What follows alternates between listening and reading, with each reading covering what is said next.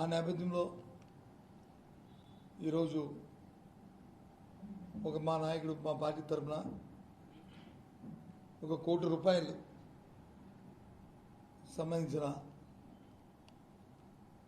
Party విరాళంగా party ఆర్థిక సహాయాన్ని క్షతగాతులకు చేయాలని, అందులో రేపు ఉదయాన్నే 1,00,000 పాల ప్యాకెట్లని, 2 లక్షల వాటర్ బాటిల్స్ని ముందుగా రేపు ఉదయం పార్టీ తరఫున ఎవరైతే ఇబ్బందులు పడుతున్నాయో ప్రధానికి అందించాలని, తదుపరి ఆయా వార్డుల్లో ఉన్న మా నాయకులు మా పెద్దలు అందరూ కూడా ఆ ప్రాంతంలో ఏం అవసరాలు ఉన్నాయో తెలుసుకుని వాటికి కూడా ఇంకా మళ్ళీ పెద్ద ఎత్తున సహాయం చేయాలని నిశ్చయించడం జరిగింది. రేపు ఉదయం 6 గంటల నుంచే